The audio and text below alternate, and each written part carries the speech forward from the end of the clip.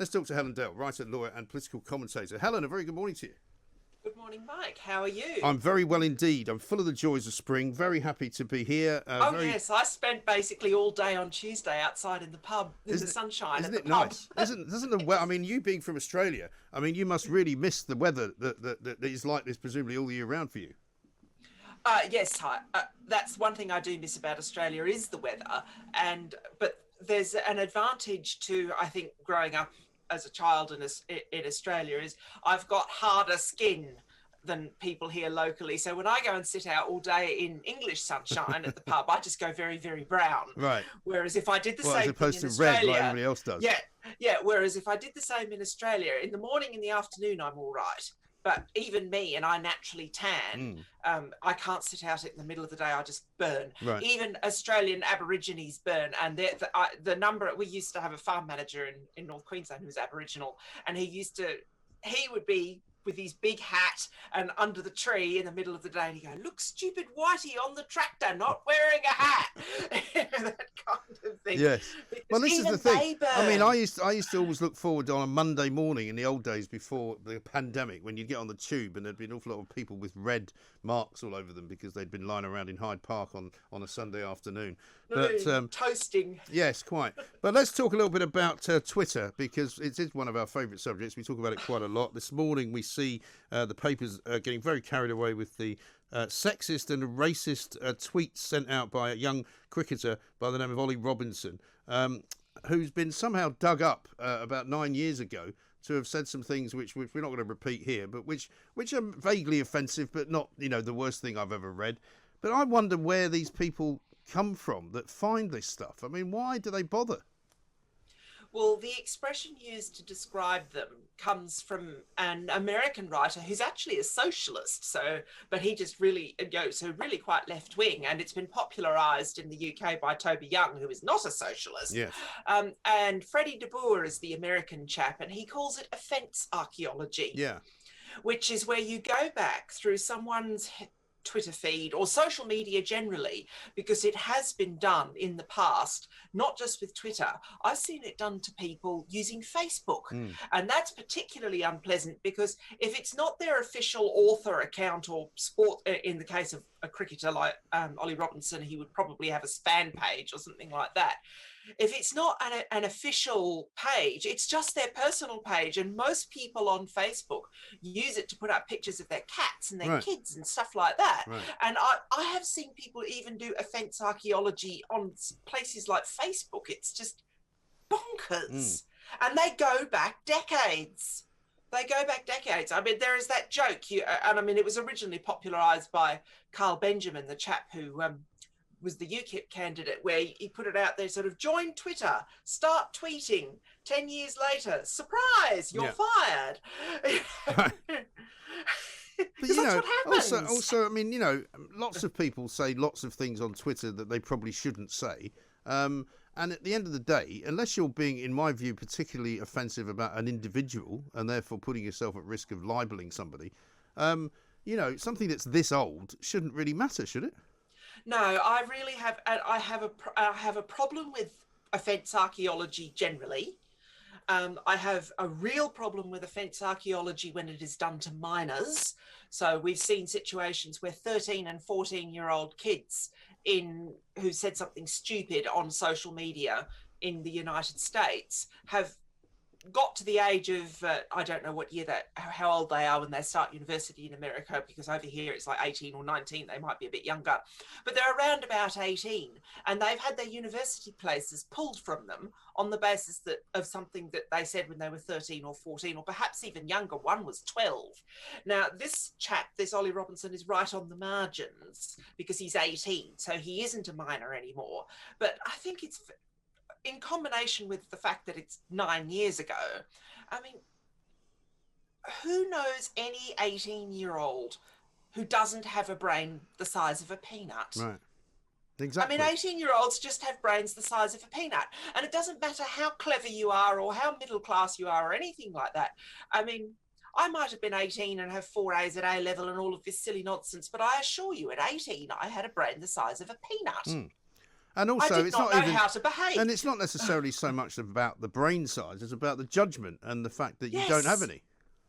Well, yes. Why is it always young people who wrap their cars around trees? Why is it, they're sort of riding the bicycle down the hill? Look, bum, no hands. Look, bum, no teeth. It's always the teenager. Yeah. I mean, only the other day I saw, and before people go, oh, it's boys are worse. That is true statistically that they're worse. But always remember that the dangerous sport that girls like is even more dangerous than the dangerous sport that boys like, because the dangerous sport that girls like is horse riding. Yes. So it's not like a BMX bike and it's not like a trail bike. It's an animal that is much bigger than you with a mind of its own. And part of learning to ride a horse is learning how to relate to an animal. And we all know lots of girls love horse riding. Yeah. And yes, it's very dangerous. I've fallen off a horse, and my show jumping coach at the time said, Helen, you get straight back on again or you will never ride a horse again. And that's fine, as long as you didn't actually hurt yourself to such an extent that you couldn't get back on again, because that also happens to some people. But I just think, there is this kind of tendency now to look for something to be offended by, whether it's 10-year-old tweets, whether it's something that somebody said in a speech 2 years ago. There seems to be an industry built up around all of this, and I'm not sure who's doing it. Everybody is buying into it. Everyone is doing it. I have seen people going through Joe Biden's historical speeches now, and that guy is a piece of the furniture in American politics. He's probably said something to offend everybody. Well, yes, exactly right. What is your point? But so I really do have an issue with this, but my candid advice, because it's not going to go away, is there are apps you can get that just delete all your historic tweets. So delete everything that's older than a year, basically. And I know some people who delete everything that's older than like a month. They just delete all their historic tweets. Yeah. I mean, but the problem is the internet never forgets. And if you're a public figure, other people will find out that you've deleted your tweets. Yes, but they have to go looking for it. I mean, presumably, maybe this guy, Ollie Robinson, has got a couple of enemies or an ex-girlfriend that didn't like him or something, because somebody's dug him up. And I don't imagine why you would do it. Because why would you assume that he had written something like that and then go looking for it? I'm assuming that the reason people thought that he might have been a bit mouthy or yappy on Twitter is because he did get in trouble at Yorkshire for being late to training all the time and this kind of thing. And he seems to be fine at Sussex, but he's had trouble at other clubs. So in the county championship for bad behaviour. And I suspect people thought, there might be a story in here. But even that, it's the classic case of, is this in the public interest or merely interesting to the public? And this is a question that you've no doubt had to answer many times in your life as a journalist. I know it's something that I've had to answer. I've had people come to me and say, can you write about this in the newspaper? Usually the Australian. I've had this happen a couple of times in Oz. And I've just said, look, it may be interesting to the public, but I don't think it's in the public interest. In this case, I don't think it's either. I don't think it's of much interest to the public, who are probably quite happy to be watching cricket again without having to withdraw people from the game because of something they said 9 years ago. And also, I don't think the fact that he said it is particularly remarkable anyway. Well, no, it's sort of welcome to the world of 18-year-old people who have just finished school and, in his case, just starting out in a sporting career. And oh, goodness. I know. I mean, I'm trying to... The people who do this, I suppose, my final comment on this is they were never children. They were born old. I mean, my father used to use the expression, the world's youngest old fogey. Yes. You do wonder if they were ever children, if they can ever remember what it is like to be a child or a young person or an adolescent. Yes. Well, I find myself asking that question all the time now as I deal with my 16-year-old and my 14-year-old. And I remember what I was like when I was 16. Don't let them go on Twitter. And you just go, well, certainly they're not on Twitter, and there's no reason that they will ever be on Twitter. So we shall see. I think they think it's for old fogies. I think they're on TikTok more than they are on Twitter. But let's talk about the migrant situation, because one of the problems that we seem to have concurrently going on is no matter how many people come, no matter how many times Priti Patel says that they're going to send them back and they're going to make it harder for them to come and all the rest of it, as long as we are still signed up to the European Court of Human Rights, we aren't really going to be able to do much about it. So the question I've got for you, Helen, as with your legal hat on, is how do we get out of being in the European Court of Human Rights? Well, the thing with it's not just that, it's also there are general principles of international law, and I say law advisedly on this because there's quite a good case to be made that international law isn't law. It's a form of international morality, which is why countries quite regularly, including developed countries like Australia and New Zealand, just regularly breach it, and nobody can do anything to them because there isn't an enforcement mechanism. But the European Convention on Human Rights has nothing to do with the European Union. And when Britain and it's very important to remember this because a lot of people, leavers, thought that it is. And whilst the principles are the same in the European Court of Justice, they've incorporated them into the body of law that exists for the ECJ. When Britain Brexited, it left the ECJ, but it didn't leave the European Convention on Human Rights, which is from a different body called the Council of Europe, and includes countries that really are quite dodgy. I mean, like Russia is a member, for example, that kind of thing. And that's where the ECHR, the convention, comes from. Now, even if Britain was signed up to the convention, it wouldn't be that much of an issue if that's all that the country had done, because Britain has a dualist approach to international law, which is signing the treaty isn't enough. It has to be enacted into law in the UK. And it has been, unfortunately, in my view, in the Human Rights Act 1998, which I think should be repealed. But then I'm coming, I admit, out of an Australian tradition where I don't think it is possible to abstract rights from the democratic process. So I'm making a particular point as a lawyer here, and lots of other lawyers disagree with me. I think rights are subject to electoral approval. I don't like them being directly voted on. In Australia, for example, there was a plebiscite on same-sex marriage, which I voted in favour of, and my boss was a big promoter of not the plebiscite, but of being in favour of same-sex marriage. But neither of us liked a plebiscite on it because it's directly voting on a minority's rights. However, I have no issue with parliamentarians doing that for the very simple reason that that's what we elect them to do. So, providing, I suppose, that in that situation you can have another vote if you don't like the first one, because that's what parliaments also do, isn't it? Where you get things reversed. So I suppose the setting up of a set of human rights via the European Court, if you like, is sort of over and above all that, isn't it? Well, that's that's why they do it. They abstract rights from the democratic process and from Parliament, which is an attack on the sovereignty of Parliament. I mean, the whole point of the sovereignty of Parliament in a Westminster system, and this is the mother of parliaments in the sort of wider sense in the UK, is that Parliament can make or unmake any law. So all of these rights instruments are an attempt to abstract, to take from Parliament, to chip away at its sovereignty. And that's always been my criticism of entrenched rights instruments. And it is why I don't want a British Bill of Rights either. Because once again, you've got the same problem. It chips away at the sovereignty of Parliament. Parliament can make or unmake any law. And the thing is, these things are just prey to fashion, you know, so whatever's fashionable this week, and we've all seen the enormous fights between mermaids and the LGB Alliance over this.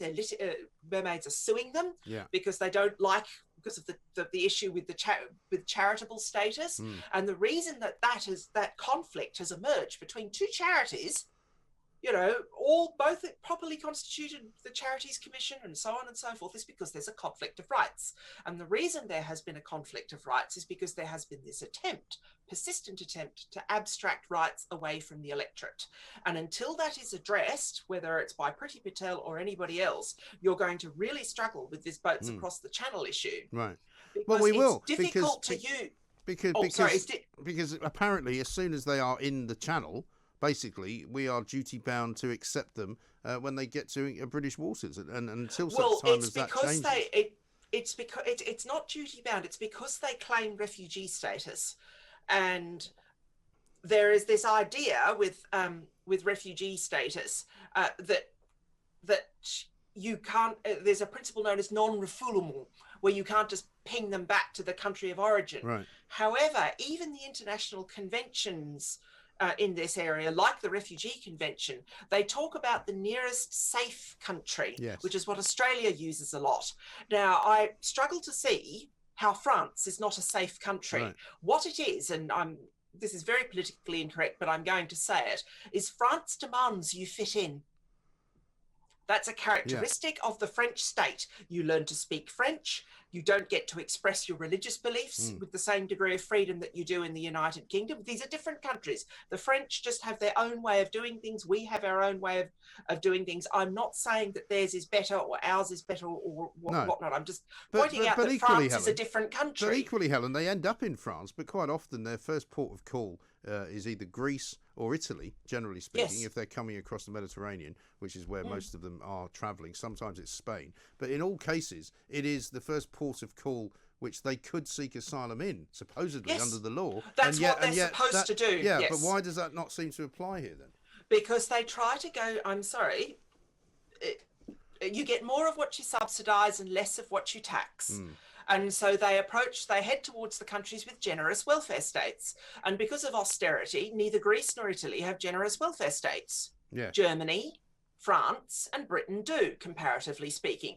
Greece used to have a generous welfare state. Part of staying in the euro and that part of the whole Greek crisis that happened was austerity imposed on Greece, and it had to dramatically cut its welfare bill, and it also had to cut the size of government. It had to cut what government did. You know, you think the austerity that happened with George Osborne here was bad. I mean, the size of the Greek government was cut by 50%. Yeah, this is just extraordinary.